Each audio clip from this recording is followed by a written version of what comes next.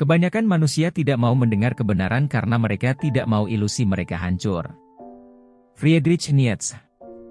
Dulu ceria dan tertawa, sekarang berganti air mata. Mungkin itu kata-kata yang cocok untuk menggambarkan masa dewasa. Berbeda dengan masa kecil, kita memandang dunia dengan penuh optimisme, berpikir bahwa semua akan baik-baik saja, segala cita-cita yang kita impikan akan terwujud, kita berharap bisa menjadi manusia yang bebas, bak burung di atas sana, tapi nasib berkata lain. Ternyata kehidupan tidak lebih dari neraka, semangat kita semakin mengecil dan mulai berharap mesin waktu itu ada.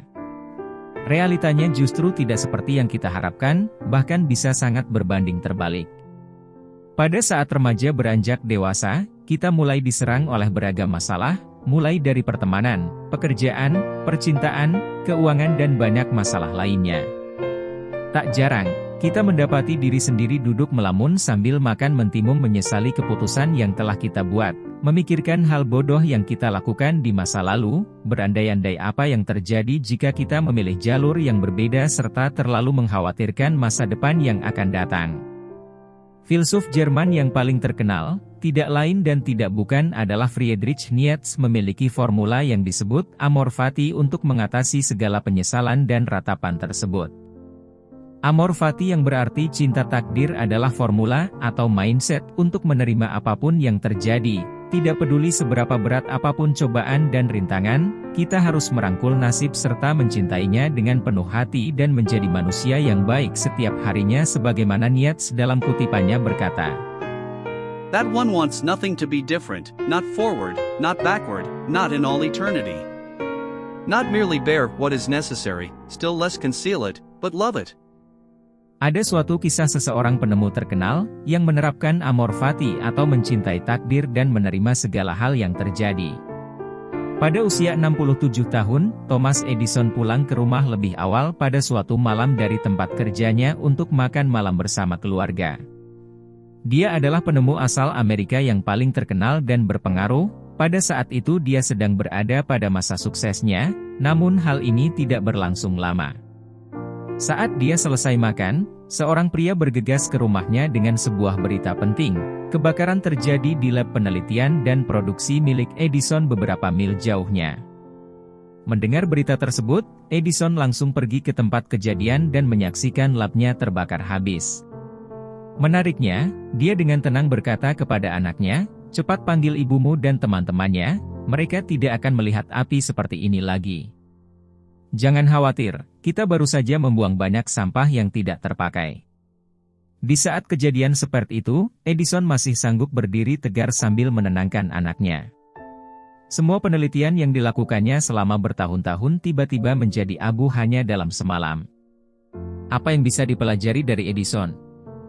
Keputusasaan bukanlah reaksi yang dia berikan pada malam itu, dia tidak menangis, dia tidak merengek, dia tidak bertanya-bertanya mengapa hal seperti ini terjadi pada dirinya.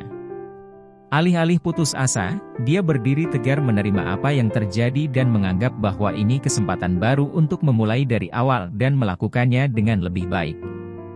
Kembali ke Nietzsche, dalam hidupnya, ada banyak hal yang dia ingin coba ubah dan atasi tapi tidak berakhir indah.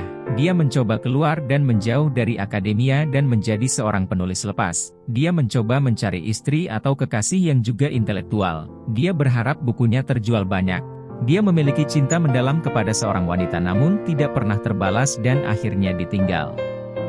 Tentu banyak ratapan dan penyesalan dalam dirinya, sehingga ide tentang amor fati yaitu mencintai nasib dan menerima segala hal yang terjadi tumbuh kuat dalam diri seorang Nietzsche.